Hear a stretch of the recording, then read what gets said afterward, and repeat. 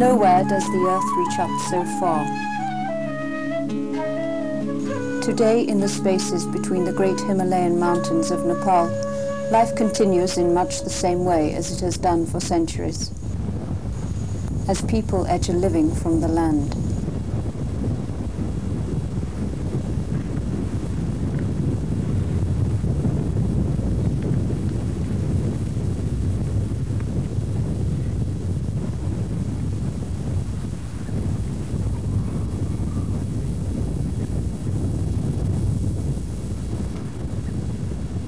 In monasteries and temples perched on hillsides, the mysteries of mankind have been contemplated for thousands of years.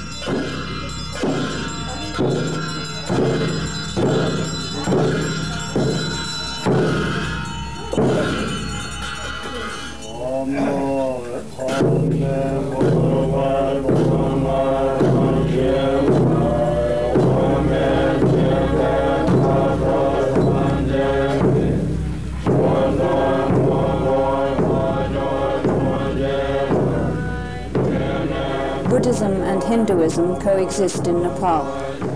Although Hinduism is predominant, here in the mountains the teachings of Buddha prevail. His words are chanted in services. They are inscribed and placed in prayer wheels, large and small, and spun to symbolize their projection throughout the universe for the benefit of mankind.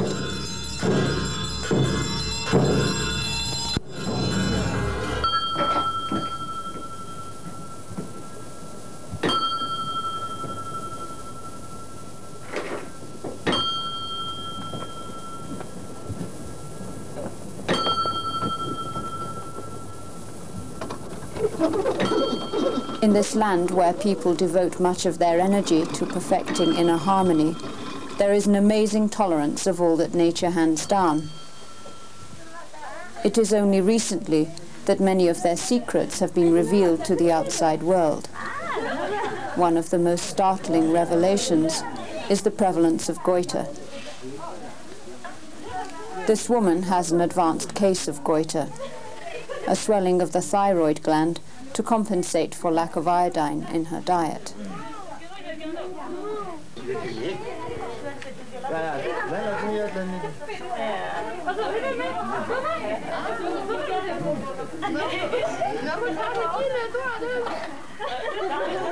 But in her society, the cosmetic concerns of the West do not matter. And she is certainly not alone. This is the Himalayan Goiter belt, stretching from Pakistan to Burma, a distance of some 3,000 kilometers. Overall figures are hard to find, but a conservative estimate of 70 million people living in this area are affected by goiter. In most parts of the world where endemic goiter has been a problem due to the lack of iodine in the environment, it has been simply eradicated by the introduction of iodized table salt. But the hazardous trade routes through the mountains of Nepal make this simple task a daunting procedure. At present, The little iodized salt available comes from India on mule trains that take weeks or months to reach the rural areas. It is as rare as gold to the majority of hill people.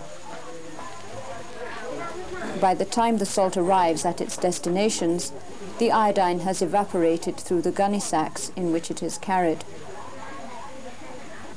The alternative salt supply comes from the local mines in the mountains. This rough rock salt, like the soil and the hill water, also lacks iodine. Rama, Rama, Rama. Dua, dua, dua. Dua, dua, dua. Tina, tina, tina. Tina, tina, tina. Tina, Sarah.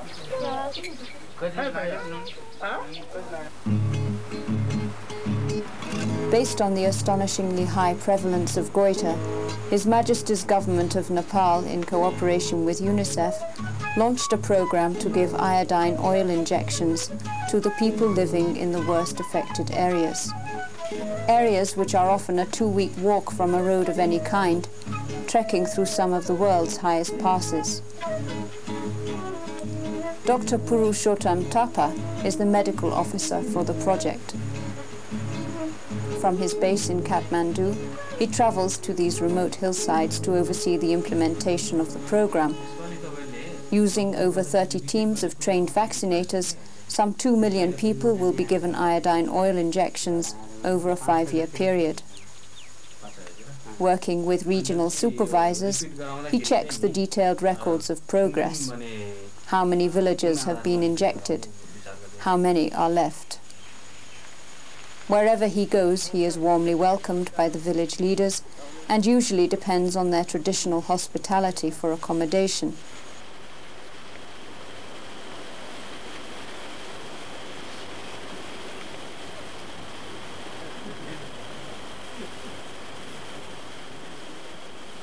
This is the village of Tulibesi, with a population of some 750 people.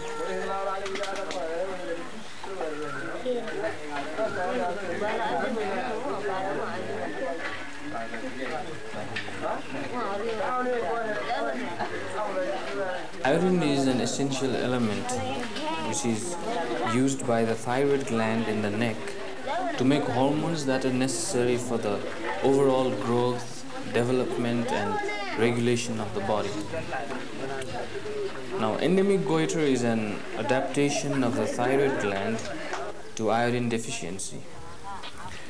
It can occur in people of all ages, but the more serious complications are found in adults. The pathological changes associated with the condition generally occur for the first time in childhood.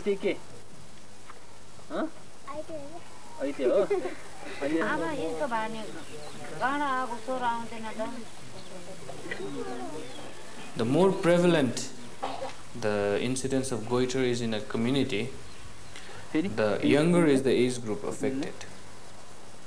Now, this child is about 5 years old. Now, when we palpate his thyroid gland, he has a goiter there. It's just a beginning first stage, you know. We say that it's a grade 1 goiter, even at this age. So, if his state of iodine deficiency continues, then another 10-12 years, we might expect a larger goiter on this chap. Communications play a large part in the implementation of the project.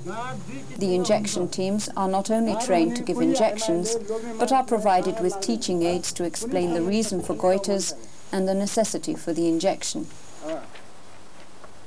Nepal का उत्तरी भेगमा 4 जना मध्ये 3 जना मानिसलाई गाड आएको छ। पहिलेको जुनीमा मेरा छोराछोरीले पाप गरेको होलान्, त्यसकारण उनीहरू लाटालाटी भए।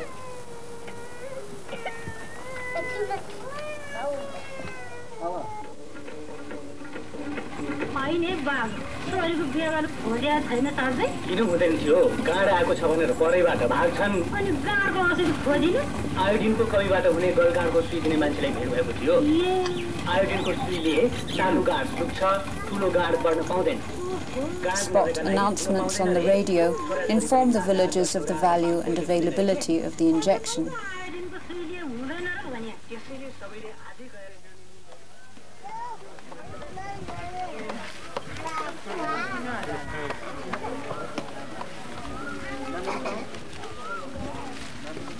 Programs such as ours have been successfully implemented on a large scale in other countries like Peru, Zaire, and Papua New Guinea.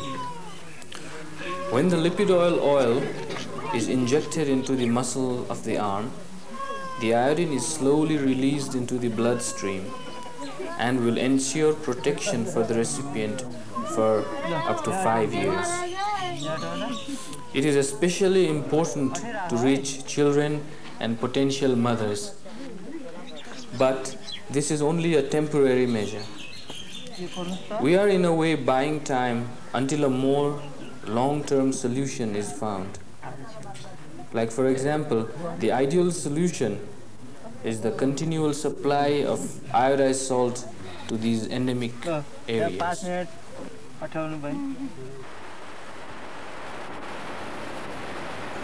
The program requires a dedication and energy few but Nepalis could endure. The iodine oil itself has to be ported up to the hill areas through remote valleys. It does not need refrigeration.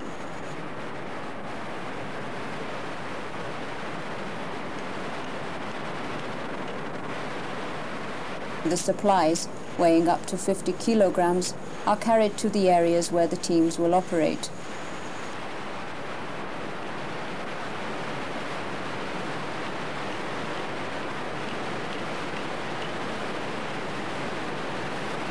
Oral number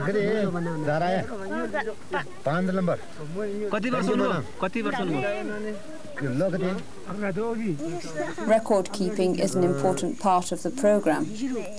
Cards are issued to each villager injected.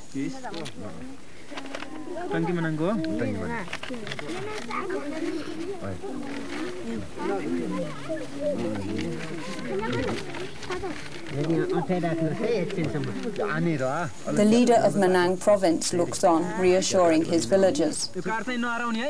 The card bears the name, township, and date of injection. Protect this card as if it were your citizenship card, he says.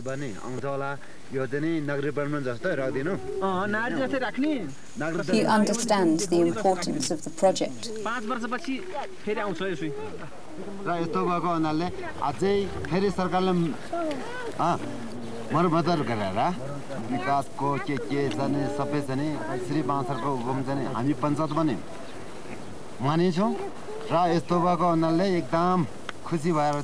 We are making progress in many ways, he says. The people are very happy to see the government working in remote areas, such as these.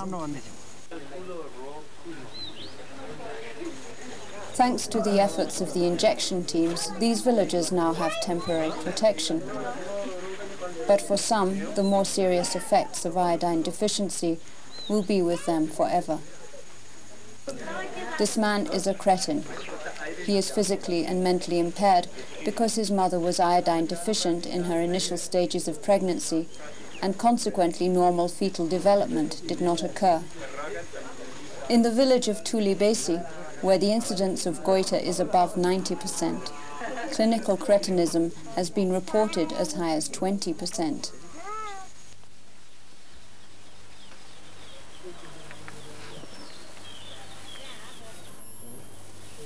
One of the saddest cases of cretinism I saw was Sher Singh.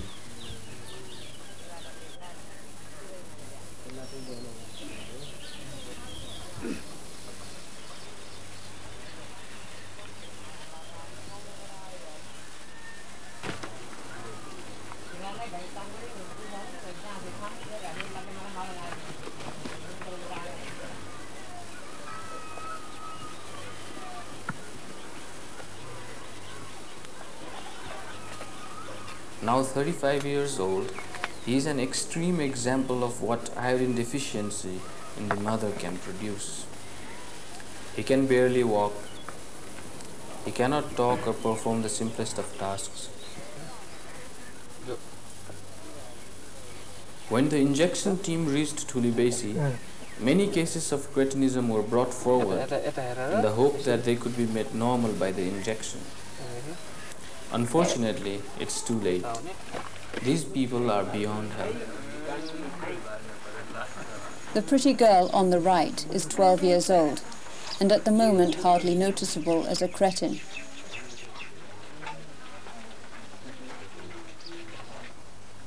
अरु छोराछोरी छैनन् छैनन् अनि यो छोरी अरु सबै ठीक छ लाटा लाटी त त्यस्तो कोही पनि छैन त अरु Both Kaylee Kami and his wife have goiters, and their daughter was born a deaf mute. बोल्न थालेको छैन बोल्दैन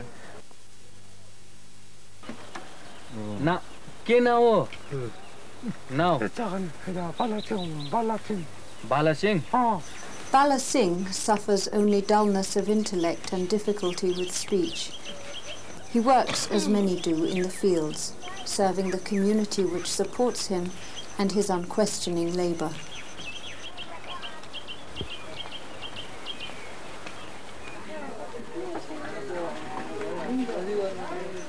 Because of the deficiency of iodine in the mother's diet, these cretins are forever impaired. Although accepted and cared for by their families, they sit on the sidelines of a full life and will never marry.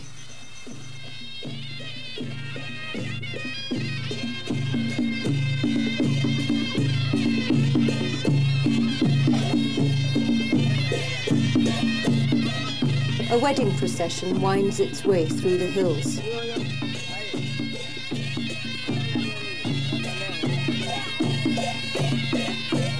Weddings are auspicious occasions held on dates deemed right by astrologers who consult the movements of planets and stars. Celebrations may go on for days. The bride may be unknown to the bridegroom. Their community and traditions provide the rules by which they are united. But what of this bride's future? If the stars are positioned right, she will bear healthy children.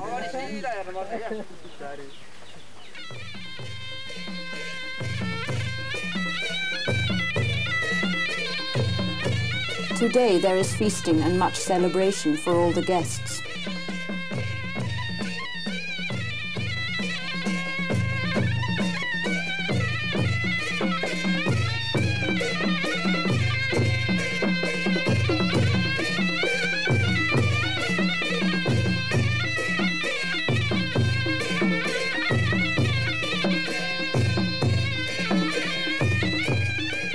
Perhaps it is enough to know that in those areas that have been covered by the injection teams, it is unlikely that any cretin births will occur in the next 4 years.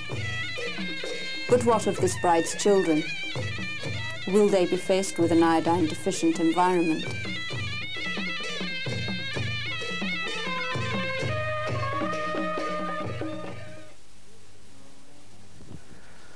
It is incredible that for the lack of 10 grams of iodized salt a day, a mother might bear a cretin child, or that she may carry a goiter. 6 iodized salt factories are being constructed in the low-lying Tarai areas of this country, and we hope that these factories will supply the total needs of iodized salt for Nepal. We are also looking into alternative solutions. However, with this injection program, we are buying time and protection for 2 million people for 4 to 5 years. But if by that time iodized salt is still not available or another solution found, obviously goiters will become common again. Walking in these hills, meeting the people, I think of my own childhood there, and I have a renewed sense of the people's lives and their acceptance of things. I remember that old lady with the large goiter at the monastery in Manang. What do you think it is? I asked. Maybe it's gold, she said.